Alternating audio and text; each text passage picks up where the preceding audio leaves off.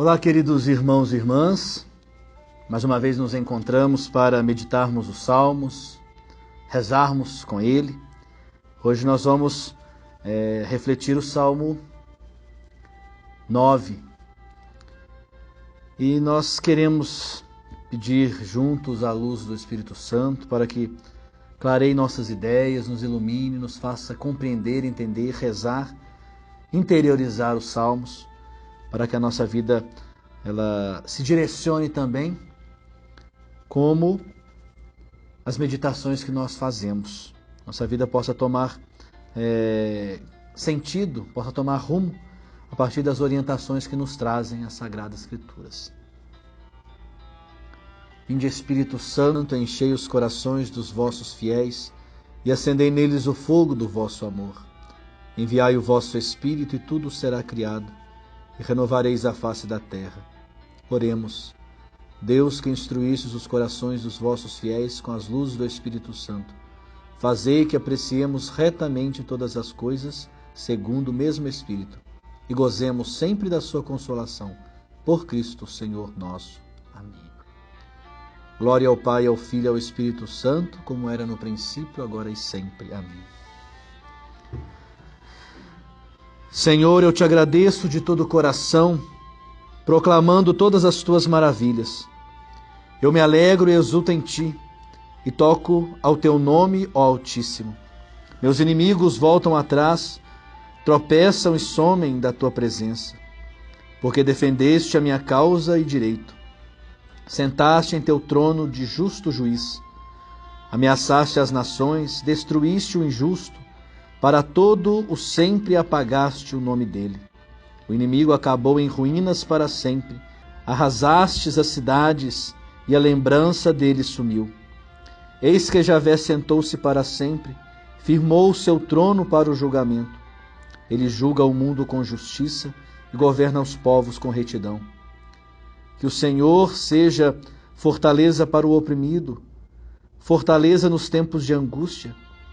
Em ti confiam os que conhecem o teu nome, pois não abandonas os que te procuram, Senhor. Toquem para o Senhor que habita em Sião. Contem entre os povos as suas façanhas. Ele vinga o sangue derramado, ele se lembra e não se esquece jamais do clamor dos pobres. Piedade, Senhor, olhai minha aflição. Levanta-me das portas da morte, para que eu proclame os teus louvores e exulte com tua salvação junto às portas da capital de Sião. Os povos caíram na cova que fizeram, no laço que ocultaram, prenderam o pé. Senhor apareceu fazendo justiça, apanhou o injusto em sua manobra. Que os injustos voltem ao túmulo, os povos todos que se esquecem de Deus. Pois o indigente não será esquecido para sempre, e a esperança dos pobres jamais se frustrará. Levanta-te, Senhor, que o mortal não triunfe, que os povos sejam julgados na tua presença. Infunde neles o medo, Senhor. Saibam os povos que são homens mortais. Esse então é o Salmo 9. E nós temos aqui um tipo de salmo de ação de graças. Ação de graças individual, alguém que eleva louvores a Deus pelas maravilhas que ele operou. Temos também alguns elementos de súplica, nos mostra um pouco ali também a questão da súplica de alguém que necessita da presença de Deus. Então nós temos aqui uma pessoa que agradece de coração a Deus por ter agido e realizado maravilhas em sua vida, né? Ter feito façanhas na sua vida. E ele convida outras pessoas a fazer festa, quer dizer, a se alegrarem também, porque Deus é o Deus que opera maravilhas em nosso meio. Provavelmente, no Templo de Jerusalém, ele deve ter ido ao Templo de Jerusalém para oferecer os sacrifícios de ação de graças e também contar ao povo como foi libertado pelo Senhor. Então é sinal de alegria, de maravilhas, de contar mesmo as grandes obras que Deus opera na vida daqueles que são justos, daqueles que se colocam no caminho junto com Ele, naqueles que querem o bem, contrário daqueles que querem o mal. Deus não se põe do lado, Deus não se faz aliado. Nós temos aqui a organização do Salmo bem assim claramente. Temos ali uma introdução, que são os versículos 2º e 3º, a qual o salmista agradece ao Senhor e proclama suas maravilhas. Se alegra, exulta e ainda toca cantares ao nome do Senhor Altíssimo. Além da introdução, ele tem um corpo bem definido, um meio ali, apresentando os motivos pelos quais ele agradece todo o salmo. E também temos ali alguns pedidos, uma súplica ao Senhor. Apesar, queridos irmãos e irmãs, de ser um salmo de ação de graças individual, o Salmo 9, ele vai nos mostrar abertamente um conflito superado. Mas ainda também nos mostra algo a ser superado, algo que foi superado e algumas coisas ainda a ser superado. Porque vem nos falar de inimigos, de injustos e justos, povos que praticam a injustiça. Então nós temos, na verdade, ali um grupo social que cria uma sociedade fundada na injustiça, fundada, na verdade, na desigualdade de classes, excludentes, e de pessoas que perseguem. Então nós temos essa realidade. E esses são comparados no Salmo como caçadores. Caçadores que fazem cova e escondem laços para apanhar. Fazem, na verdade, armadilhas para apanhar as pessoas do bem, as pessoas justas, aqueles que lutam pela injustiça. Então esses do mal, os perseguidores, eles armam ciladas contra essas pessoas para apanhar estas pessoas. É, portanto, um conflito aberto entre o injusto e o justo. Claramente nós podemos ver isso. Quem são, então, esses justos que o Senhor protege? Quem são esses? Qual é a sua situação social? O que acontecia para poder chegarmos a ter esse salmo? Por que surgiu esse salmo, então? Quais são as situações dos justos que Deus protege, que o Senhor protege, e quais são a situação social dele? Nos fala o salmo de oprimidos que vivem em tempos de angústia. Então estão com o coração angustiados, querem se libertar desse mal, dessa situação ruim que estão vivendo. Pessoas que conhecem o Senhor, são pessoas que se confiaram, que se entregaram a Ele, que procuram estar sempre na sua presença, fazendo o bem, fazendo justiça, incluindo, trazendo para próximo as pessoas que o sistema e esses grupos sociais excluíram. O justo sente-se como que às portas da morte, então são colocados, são recuados, se recuam de alguma situação, são colocados contra a parede, na verdade. Eles são caçados como bicho, Então, são algumas expressões assim muito doídas, muito complicadas de serem compreendidas. Tratar alguém que faz o bem como alguém que caça um bicho pelos injustos, os injustos caçando esse como se fosse algo qualquer, que fosse um ruim. Então nós temos ali a situação do justo como que indigente, numa pobreza extrema. e ele não tem quem recorrer a não ser Deus. Aquele que faz justiça, aquele que vai defender, aquele que vai se colocar como aliado. Queridos irmãos e irmãs, a tradução desse salmo, primeira tradução chamada de 70, une num só os Salmos 9 e os Salmos 10, o 9º e 10º.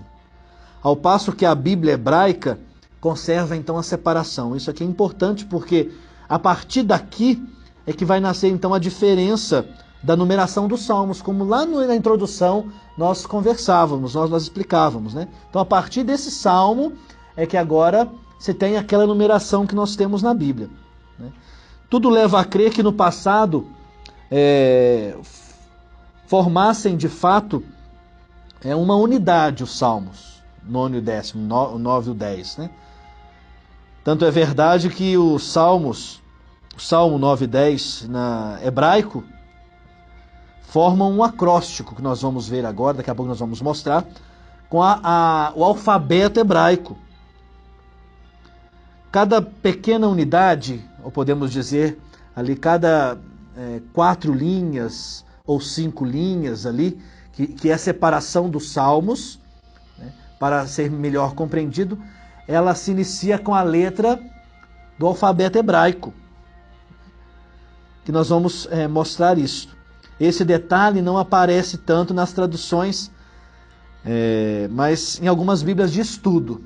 Algumas Bíblias de estudo é possível a gente compreender isso. Não é todas que vai trazer o alfabeto hebraico aqui, né, fazendo esse acróstico nas linhas do nosso salmo.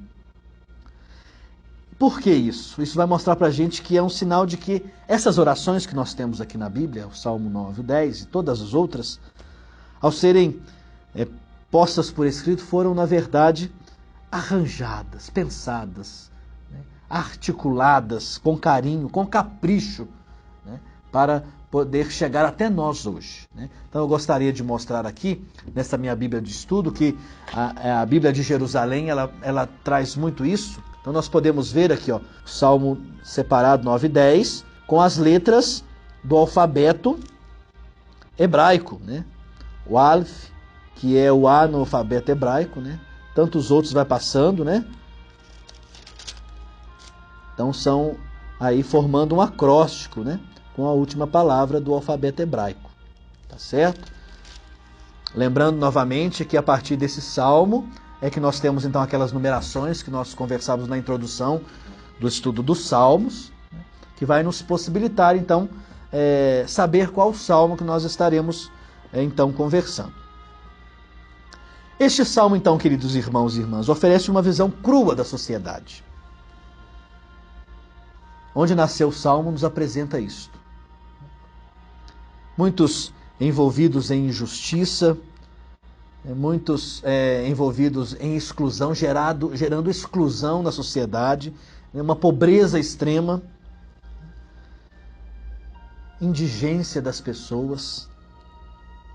Qual é a única esperança do oprimido? Qual que é a única esperança do excluído, do pobre, daquele menorzinho, daquele que quer o bem?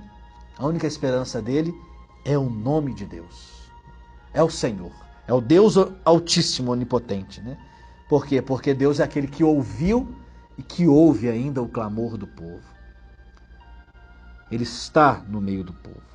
Então o salmista agradece a Deus por se colocar ao lado dele, ajudando ele a superar todas as suas dificuldades, né? A vencer a luta contra os injustos, né? Principalmente quando Deus se coloca como escudo, proteção do seu povo. Como compreender o rosto de Deus neste salmo? O salmo oferece um retrato vivo. Um retrato vivo e forte de quem é Deus. Quem é Deus? Onde há opressores e oprimidos, ele é partidário. Esse é o nosso Deus. Onde sofre alguém, aonde está um oprimido, aonde está um excluído, aonde está alguém deixado pela sociedade de lado, no canto, Deus aí está. Ele é partidário desses, tornando para eles força, sendo fortaleza na caminhada. Defende a causa, defende o direito das pessoas, faz justiça, julga com justiça, e ele governa todos os povos com retidão. Nós temos aqui, queridos irmãos e irmãs, a imagem da fortaleza. Deus é nossa fortaleza, e com Ele nós não precisamos temer. Com Ele nós caminhamos, mesmo com dificuldades, mesmo que oprimidos, mesmo que sendo escravizados, mesmo que sendo nos colocados de lado da sociedade. Deus se coloca ao nosso lado. E por isso nós temos a esperança e por isso nós vamos vencer, porque nele nós confiamos. O Salmo, então, agradece todas as maravilhas que Deus tem feito na vida das pessoas, né? É o Deus do êxodo, que liberta com mão forte, que encaminha, que tira, que arranca para plantar na terra prometida, né? Arranca com a raiz para plantar na terra onde corre leite e mel. É o Deus da aliança. Prometeu, cumpre aquilo que promete. Então, realizou em favor dos pobres e indigentes maravilhas. E ele não se esquece jamais do clamor dos pequeninos, dos oprimidos. E esses jamais ficarão frustrados. No Novo Testamento nós temos a figura de Cristo, que justamente vem nos falar dessa grandeza, da proteção de Deus aos pequeninos, né? De estar ao lado deles, de ser com eles um, né? De fazer valer no meio deles a justiça, os seus direitos garantidos, né? Deixar vir a mim as criancinhas, porque deles é o reino dos céus. Quem fizer a um desses pequeninos é a mim que o fazeis. Eu estive nu, eu estive preso e foste me visitar. O Evangelho de Lucas ainda nos lembra como o Senhor, como tem pessoas variadas que agradecem a Jesus pelo bem que fez a elas, né? Tomemos ali Lucas, capítulo 17, versículo 16, quando aqueles foram agraciados, né, com a cura, aqueles que foram agraciados com o perdão e voltaram para ser agradecidos. Nós precisamos ter o coração agradecidos pelas maravilhas que Deus faz na nossa vida. Diz assim então: e lançou-se aos pés de Jesus com o rosto por terra, agradecendo-lhe. Pois bem, era samaritano. Tomando a palavra, Jesus lhe disse: e os 10 não ficaram purificados? Onde estão os outros 9? Não houve acaso quem voltasse para dar glória a Deus, senão este estrangeiro? Em seguida disse-lhe Jesus: levanta-te e vai, tua fé te salvou. Muito triste, queridos irmãos, quando nós não temos um coração agradecido, né? A gente sabe das maravilhas que Deus opera na nossa vida, né? E a gente não agradece. As pessoas de bem que fazem as coisas por nós, e nós sequer colocamos o nosso coração agradecidos, né? Agradecer é fazer memória do coração, daquilo que foi bom na minha vida. Por isso eu louvo e eu agradeço. Principalmente nós devemos agradecer a Deus, agradecer a Cristo pelas maravilhas que tem feito em nossa vida. Tem hora que talvez a gente não perceba, não caia na real, mas mais para frente nós vamos perceber que Deus nos valeu e continua nos valendo em cada caminhada, em cada estrada, em cada passo dado. Deus caminha conosco e faz maravilhas. É preciso ser agradecidos. Primeiro, ser agradecido pela tua presença constante em nossa vida, nos dando força, fazendo-nos animar e ser corajosos na caminhada, né? É claro, nós venceremos com Ele. Se com Ele nós passamos pelas turbulências da vida, também com Ele nós vamos vencer. Quando então nós sentirmos muitas vezes presos e nós vimos que algo nos libertou, né, do perigo, a mão de Deus nos salvou, saibamos agradecer. Né? Saibamos agradecer pela vida, pelo dom da vida. Saibamos agradecer pelos nossos familiares. Saibamos agradecer pelas pessoas, pelas nossas amizades, que não se compra em qualquer vitrine, que se encontra nas ruas, nas esquinas, não. É dom de Deus, tudo é dom de Deus. Saibamos agradecer pela natureza, pelo ar que respiramos. Saibamos agradecer pelo seu corpo e seu sangue que nos alimenta toda a Eucaristia, pela sua palavra que aquece o nosso coração. agradeçamos. Sejamos pessoas gratas, pessoas da gratidão, que colocam o coração aberto em maravilhar-se pelas coisas boas que Deus faz. E alegrar e mostrar que nós estamos alegres pelas maravilhas que Deus fez na nossa vida. Que o Senhor nos ajude na caminhada. Caminhe conosco, se põe principalmente ao lado dos sofredores e dos mais pequeninos. Glória ao Pai, ao Filho e ao Espírito Santo, como era no princípio, agora e sempre. Amém. Desça sobre vocês a bênção de Deus Todo-Poderoso, Pai, Filho e Espírito Santo, e permaneça para sempre. Até a próxima, se Deus quiser. Um grande abraço, Deus os abençoe, uma ótima semana.